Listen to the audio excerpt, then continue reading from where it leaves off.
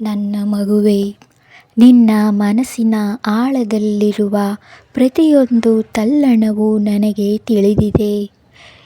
ಈ ಮಾತುಗಳನ್ನು ನಿನ್ನ ಜೀವನದ ಪ್ರಸ್ತುತ ಸ್ಥಿತಿಗೆ ಅನ್ವಯಿಸಿಕೊಂಡು ಕೇಳು. ನಿನ್ನ ಮಾನಸಿಕ ಸ್ಥಿತಿ ಮತ್ತು ಒತ್ತಡದ ಬಗ್ಗೆ ಇಲ್ಲಿ ನಾನು ತಿಳಿಸುತ್ತಿದ್ದೇನೆ. ನೀನು ಈಗ ಅತಿಯಾದ ಮಾನಸಿಕ ಒತ್ತಡದಲ್ಲಿದ್ದೀಯಾ? ನಿನ್ನ ಮನಸ್ಸು ಎಷ್ಟೊಂದು ವಿಚಾರಗಳಿಂದ ತುಂಬಿ ಹೋಗಿದೆ ಎಂದರೆ ನಿನಗೆ ಸರಿಯಾಗಿ ನಿದ್ದೆ ಮಾಡಲು ಸಾಧ್ಯವಾಗುತ್ತಿಲ್ಲ. ಯಾವುದೋ ದೊಡ್ಡ ಭಾರವನ್ನು ಹೊತ್ತವನಂತೆ ನೀನು ಕುಗ್ಗಿದ್ದೀಯಾ.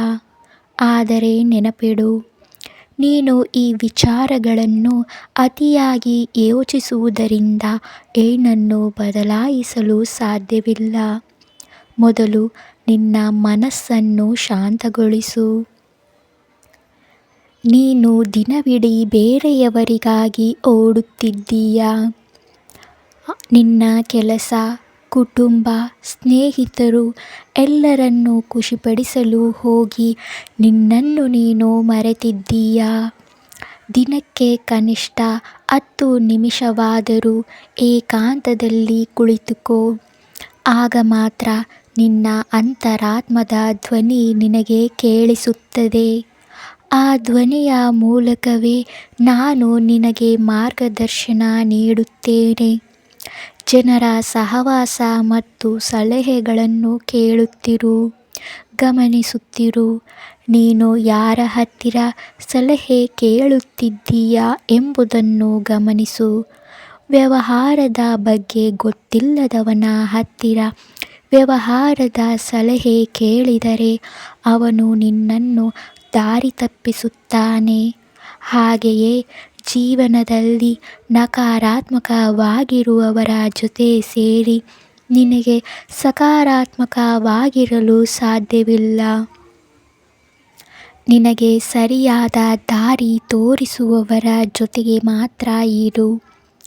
ಅನಗತ್ಯ ಮತ್ತು ಆಫೀಸಿನ ರಾಜಕೀಯದಿಂದ ದೂರವಿರು. ಬೇರೆಯವರ ಬಗ್ಗೆ ಮಾತನಾಡಬೇಡ. ಸಂಬಂಧಗಳಲ್ಲಿನ ಏರಿಳಿತವನ್ನು ನೀನು ಅನುಭವಿಸಿದ್ದೀಯಾ? ನಿನ್ನ ಜೀವನದಲ್ಲಿ ಜನರು ಬರುತ್ತಿದ್ದಾರೆ ಮತ್ತು ಹೋಗುತ್ತಿದ್ದಾರೆ. ಕೆಲವರು ನಿನ್ನನ್ನು ಬಿಟ್ಟು ಹೋದಾಗ ನಿನಗೆ ನೋವಾಗುತ್ತಿದೆ. ಆದರೆ ಅದು ನಿನ್ನ ಜೀವನದಲ್ಲಿ ಆಗುತ್ತಿರುವ ಅತಿ ದೊಡ್ಡ ಶುದ್ಧೀಕರಣ. ಯಾರು ನಿನ್ನ ಬೆಳವಣಿಗೆಯನ್ನು ಕಂಡು ಸಹಿಸುವುದಿಲ್ಲವೋ ಅವರನ್ನು ನಾನೇ ನಿನ್ನಿಂದ ದೂರ ಮಾಡುತ್ತಿದ್ದೇನೆ. ಅದು ಶಿಕ್ಷೆಯಲ್ಲ, ಅದು ನಿನಗೆ ನನ್ನ ಆಶೀರ್ವಾದ. ನೀನು ನನಗೆ ಶರಣಾಗತಿಯಾಗು. ನೀನು ಹೊರಗಿನ ಪ್ರಪಂಚದಲ್ಲಿ ಪ್ರೀತಿ ಮತ್ತು ಬೆಂಬಲಕ್ಕಾಗಿ ಹಂಬಲಿಸುತ್ತಿದ್ದೀಯಾ? ಆದರೆ ಯಾರು ಬರದಿದ್ದರೂ ನಾನು ನಿನ್ನ ಜೊತೆ ಇದ್ದೇನೆ. ನಿನ್ನ ಎಲ್ಲ ಕಷ್ಟಗಳನ್ನು ನನ್ನ ಪಾದಕ್ಕೆ ಅರ್ಪಿಸು. ಬಾಬಾ, ಎಲ್ಲವೂ ನಿನ್ನ ಇಚ್ಛೆ ಎಂದು ಸಂಪೂರ್ಣವಾಗಿ ಶರಣಾಗು. ನೀನು ನನಗಾಗಿ 1 ಹೆಜ್ಜೆ ಇಟ್ಟರೆ ನಾನು ನಿನಗಾಗಿ 10 ಹೆಜ್ಜೆ ಇಡುತ್ತೇನೆ. ಇದಕ್ಕೆ ನಾನು ಪರಿಹಾರದ ಹಾದಿಯನ್ನು ತೋರಿಸುವೆ. ನಿನ್ನನ್ನು ನೋಯಿಸುವವರಿಂದ ನೀನು ಸ್ವಲ್ಪ ದೂರವಿರು. ಅವರನ್ನು ಮಾತನಾಡಿಸಲು ಹೋಗಬೇಡ. ಸ್ವಲ್ಪ ದಿನಗಳ ಮಟ್ಟಿಗೆ ಅವರಿಂದ ನೀನು ದೂರವಿದ್ದರೆ ನಿನಗೆ ಒಳಿತು. ದಿನವೂ ಸ್ವಲ್ಪ ಸಮಯ ಧ್ಯಾನವನ್ನು ಮಾಡು ಅಥವಾ ನನ್ನನ್ನು ಸ್ಮರಣೆ ಮಾಡು. ಯಾವುದೇ ವಿಷಯಕ್ಕೆ ಅತಿಯಾಗಿ ಆತಂಕ ತೆಗೆದುಕೊಳ್ಳಬೇಡ.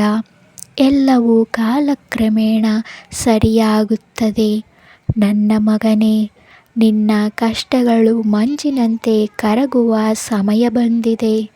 ಧೈರ್ಯದಿಂದ ಇರು. ನಾನು ನಿನ್ನನ್ನು ಕೈಬಿಡುವುದಿಲ್ಲ. ಎಲ್ಲ ಒಳ್ಳೆಯದೇ ಆಗುತ್ತದೆ.